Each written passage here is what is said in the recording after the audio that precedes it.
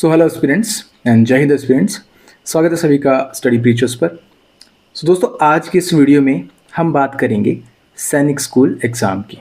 अब आपको पता है कि सैनिक स्कूल एग्ज़ाम जो आपका 9th क्लास का यानी कि जो 8th के पास आउट जब आप हो जाओगे, जब 9th क्लास में आपको सैनिक स्कूल में एडमिशन लेनी होगी तो क्या क्या रिक्वायरमेंट उसकी रहेंगी, एग्ज़ाम कैसा होता है, एग्ज़ाम का सिलेबस कैसा होता है, वो सारी चीज़ें हम इस वीडियो में बात करेंगे। बहुत छोटा और प्रिसाइज वीडियो होने वाला आप सभी के लिए, तो चाहे स्टूडेंट्स हों चाहे उनके पेरेंट्स हों, ये वीडियो सभी के लिए होने वाला है। आई होप इससे आपको काफ़ी कुछ हेल्प मिलेगी और इस पर्टिकुलर एग्ज़ाम से रिलेटेड जितने भी कन्फ्यूजन्स आपके होंगे और क्वेरीज होंगी वो इसमें सॉल्व कर दी जाएंगी। Right, I will try at least.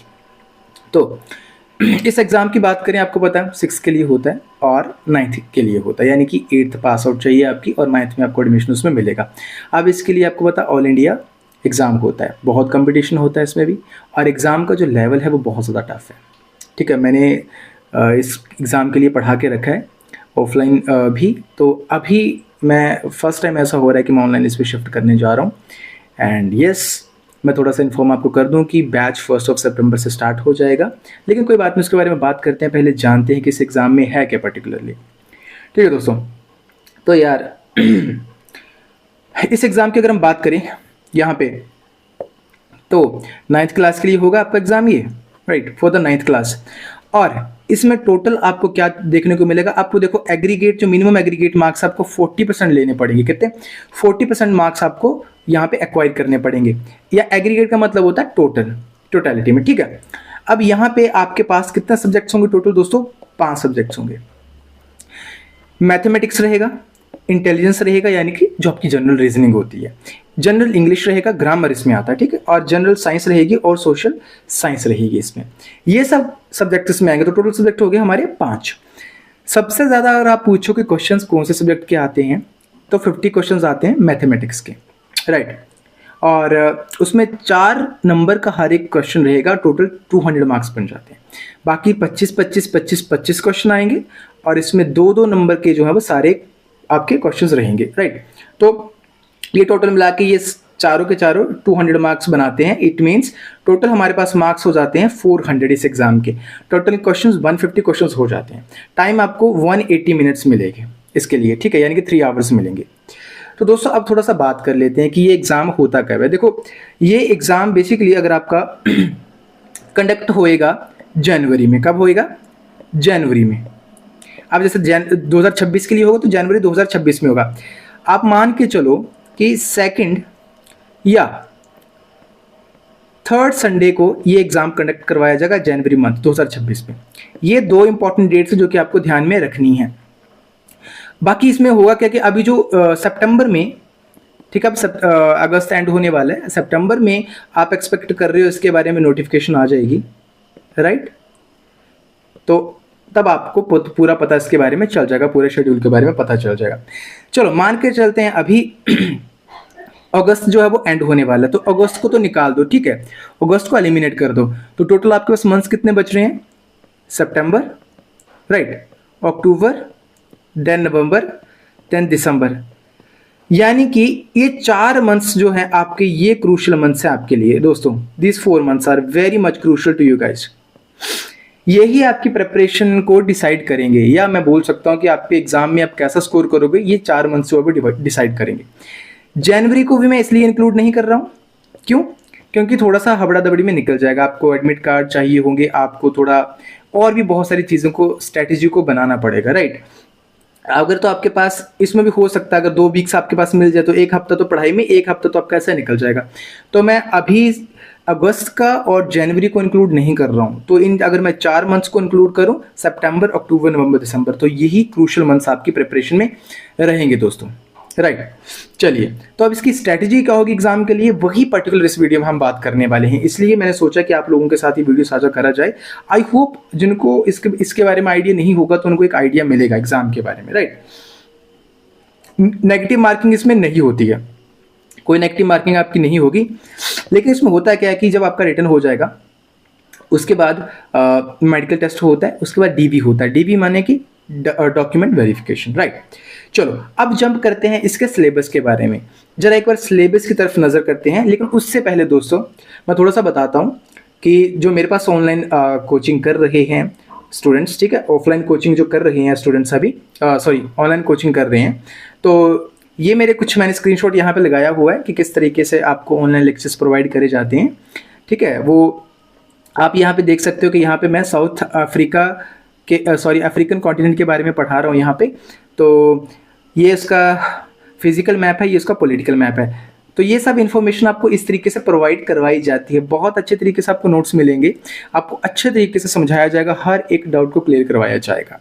तो दोस्तों आप में से अगर कोई भी इच्छुक हो सैनिक स्कूल के लिए, बेसिकली अगर आप कोचिंग करना चाहते हो, इन 4 मंथ्स को अगर आप यूटिलाइज करना चाहते हो अपने लिए अच्छे से, तो आप मुझे कांटेक्ट कर सकते हो। कांटेक्ट की डिटेल मैं आपको वीडियो के यहाँ पे चला दूंगा साथ में नीचे, ठीक है, वहाँ डिटेल्स आपको मिल जाएंगी। एंड एक बार मैं नंबर भी यहाँ पे मेंशन कर देता हूँ, 7807041836। This is my contact number. WhatsApp आप डायरेक्टली मुझे कॉन्टैक्ट यहाँ पे कर सकते हो, मैसेज कर सकते हो, and I will reply, right, ठीक है। और एक बात और, आपको जितना भी अगर आप आसपास पता कर लेना, आपको सबसे अफोर्डेबल प्राइस पे आपको यहाँ पे इन 4 मंथ्स की कोचिंग आपको मिलने वाली है, राइट। वो मैं बताऊंगा, जब आप मुझसे अगर कांटेक्ट करोगे तो आपको पता चल जाएगा। बहुत ही एक ट्यूशन फीस के बराबर, जितना आप कहीं ट्यूशन देते हो नॉर्मल सब्जेक्ट की, उस फीस में मैं आपको ये कोचिंग इसकी प्रोवाइड करवा दूंगा। चलिए अब थोड़ा सा सब्जेक्ट को, इसको सिलेबस के बारे में थोड़ा देखते हैं। सबसे पहले आता है मैथ का सिलेबस आपका, rational numbers, linear equations in one variable, understanding the quadrilaterals, data handling. यानी कि मोटा मोटी अगर बात करके चलो तो आपकी एनसीईआरटी की बुक्स जो है उससे बहुत इंपॉर्टेंट रोल प्ले करती है। आपकी 8th की जो एनसीईआरटी की बुक्स रहेगी ना मैथ की वो बड़ी क्रूशल रहेगी आपको लिए, ठीक है। That will play a very important role in this preparation, right. Squares and square roots, cubes and cube roots, comparing quantities, percentage, profit loss, जितने भी आपके ये टॉपिक्स हैं आप देख सकते हो यहाँ पे, आप स्क्रीन पे देख सकते हो यहाँ पे जितने भी टॉपिक्स हैं ये सब आपको आएंगे। कुल मिला के 29 टॉपिक्स हैं अगर डिवाइड करें इन सभी को, राइट। यहाँ से क्वेश्चन आपको आते हैं। चलो ये बात तो हो गई। अब ज़्यादा टाइम हम इस वीडियो में लंबा जाएंगे नहीं, मैंने आपको बोला 10 से 12 मिनट का वीडियो रहने वाला है, ठीक है। ध्यान से देखना, आपके डाउट्स क्लियर हो जाएंगे। फिर उसके बाद अगर हम बात करें आपका रीजनिंग का, तो sporting errors, comprehension passage, sorry English की बात करें, इंग्लिश ग्रामर की, तो एंटोनिम, सिनोनिम, प्रेपोजिशंस, आर्टिकल्स, यानी कि जो भी बेसिक आपका इंग्लिश का ग्रामर है वो इसमें आता है, लेकिन लेवल जो आता है वो थोड़ा सा हाई आता है, ठीक है। आप एक बार ये भी चेक कर सकते हो, 32 इसमें टोटल टॉपिक्स रहेंगे अगर इनको हम डिवाइड करें। एंड देन आपका साइंस में अच्छा खासा लेवल आता है इसमें, लेकिन वही बात फिर से बोल रहा हूँ, अगर तो आपने एनसीईआरटीज आपकी अच्छे से तैयार करी हैं, एनसीईआरटीज इनके ऊपर कमांड आपकी ज़बरदस्त है, तो दोस्तों एक बात मैं बोल सकता हूँ, फिर आपको एग्जाम में डरने की ज़रूरत नहीं है। और जिसको लगता है कहीं कन्फ्यूजन है तो उसी के लिए आप कॉन्टेक्ट कर सकते हो, बहुत अच्छे तरीके से आपको पढ़ाया जाएगा। ये सारे के सारे टॉपिक्स आप देख सकते हो, सिलेबस है आपका, ये आपका सोशल साइंस का, ठीक है। ये सोशल साइंस का सिलेबस आपका सारा का सारा, ठीक है। इसमें आप देख सकते हो revolt of 1857, freedom fighters, important freedom movement, social and caste reforms, resources and sustainable development वगैरह, इंटीरियर ऑफ आर जियोग्राफी का, क्लाइमेट चेंज जियोग्राफी का आपका। तो देखो पढ़ाने का समय तरीका पता है क्या होता है, आपको थोड़ा सा एक बाकी स्टूडेंट्स पे एज चाहिए तो आपको थोड़ा सा एडवांस लेवल पे पढ़ना पड़ेगा, क्योंकि एग्जाम की रिक्वायरमेंट वैसी है, डिमांड वैसी है, ठीक है। बहुत सारे टॉपिक्स आप देख सकते हो, सारे के सारे ऑलमोस्ट 38 टॉपिक्स है इसमें। चलो अब जरा बात कर लेते हैं फटाफट से कि PYQ को चेक करते हैं, क्योंकि किसी भी एग्जाम को जब आप प्रिपेयर करते हो ना दोस्तों, उसके लिए PYQ को सॉल्व करना आप कह सकते हो कि मस्ट है, ठीक है। PYQ के बिना आपको आइडिया ही नहीं मिलता कि एग्जाम होने कैसा वाला है। 2023 का पेपर देख लेते हैं, यहाँ पे 2023 का पेपर है दोस्तों ये। इसमें अगर आप देखोगे मैथमेटिक्स के क्वेश्चन देखो जरा, ठीक है। इस तरीके के क्वेश्चन आएंगे आपकी स्क्रीन पे, अभी इस तरीके से क्वेश्चन आपको पूछे जाएंगे। देखो जरा, ग्राफ से लेके आपको एंगल, ट्राइंगल जो भी आपके हैं, ठीक है, पैरेललोग्राम, ये सब के सब क्वेश्चंस आपको आपके पेपर में पूछे जाएंगे इसमें। और देखो जरा साथ में देखो डायग्रामेटिकली पूछे गए हैं यहाँ पे, ठीक है। यहाँ पे आप देख सकते हो ऐसे क्वेश्चंस आ रहे हैं, मेंटल एबिलिटी बेस्ड क्वेश्चंस आते हैं, ठीक, एंगल बेस्ड आते हैं, ग्राफ बेस्ड क्वेश्चंस आते हैं, तो ये मैथ के रहेंगे क्वेश्चंस। अब इंग्लिश की बात करें तो इस तरीके से क्वेश्चंस आते हैं, जैसे फॉर एग्जांपल एक क्वेश्चन पढ़ते हैं, choose the correct option that has the right rearrangement in words to make a meaningful sentence. एक ऑप्शन में बटर लिखा है, बी में लिखा है इज अ ब्रेड, एंड फिर डी में कॉम्बिनेशन, ई में टेम्पटिंग, यानी कि इसको अरेंज करना। जैसे फॉर एग्जाम्पल फटाफट से अरेंज करते हैं कि ब्रेड एंड बटर, तो मुझे पता चल गया कि सी सबसे पहले आएगा, फिर ए आएगा, ठीक है। तो ट्रिक्स ऐसी आपको याद करनी पड़ेंगी, और वो ट्रिक आपको बताना वो मेरा काम है, ठीक है, जब आप मेरे पास पढ़ने आओगे। तो जैसे मुझे पता चल गया कि सी ए से इसका आंसर स्टार्ट है, तो मैं सारी ऑप्शन में देखूंगा ए बी सी डी में कि सी ए ऑप्शन कहाँ से स्टार्ट हो रहा है। तो मैंने देखा कि सी में सी ए बी ई डी यानी सी ए आ रहा है ना स्टार्टिंग में। अब मुझे चेक करना है कि बाकी कहीं तो नहीं स्टार्ट हो रहा सी ए से। अगर नहीं स्टार्ट हो रहा ना दोस्तों, तो it means this is your right answer. ऐसे शॉर्टकट्स, क्योंकि टाइम बचाना पेपरों में, देख सकते हो इस तरीके से आपके क्वेश्चन इस तरीके से आएंगे इंग्लिश में भी, ठीक है।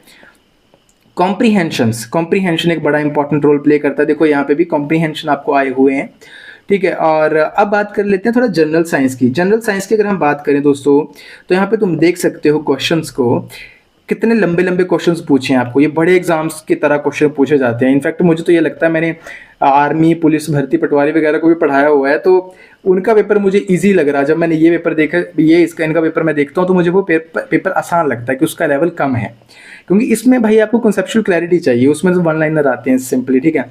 तो ऐसा करके देखो जरा, अगर आप इसको भी, साइंस को भी देखो, कितने बड़े बड़े हैं। मैच द कॉलम, इतने बहुत है, आपको डीपली पढ़ना पड़ेगा। सॉरी, सोशल स्टडीज़ की अगर हम बात करेंगे यहाँ पे, तो जीके है बेसिकली आपका। तो यहाँ पे क्या आपका, जैसे क्वेश्चन पूछा था neighbourhood markets are once, neighbourhood markets क्या होती हैं, तो इकोनॉमी का कॉन्सेप्ट है बेसिकली ये, तो पता होना चाहिए। खिलाफत मूवमेंट, यहाँ देखो राइट टू इक्वालिटी, पॉलिटी का question, right to freedom of religion, right against exploitation. It means आपको फंडामेंटल राइट्स पता होनी चाहिए, आपको डीपीएसपी पता होनी चाहिए, आपको प्रेसिडेंट के बारे में पता होना चाहिए, आपको वाइस प्रेसिडेंट, आपको चेयरमैन ऑफ राज्यसभा, स्पीकर, आपको पीएम के बारे में पता होना चाहिए, गवर्नर्स के बारे में, सीएम के बारे में। ये सारी की सारी चीज़ें जो है वो आपको पता होनी चाहिए। Only then you will be able to solve this questions, right. चलो जी, ये कुछ आ गया। ये आपकी मेडिवल हिस्ट्री भी पूछी गई है यहाँ पे। इंटेलिजेंस की बात करें, यानी कि रीजनिंग की अगर हम बात करें, तो रीजनिंग मुझे इतनी टफ नहीं लगी, ऑनेस्टली मैं आपको बता दे रहा हूँ, अपना मेरा पर्सपेक्टिव है ये, मुझे आसान लगी इसमें काफ़ी ज़्यादा रीजनिंग, ठीक है।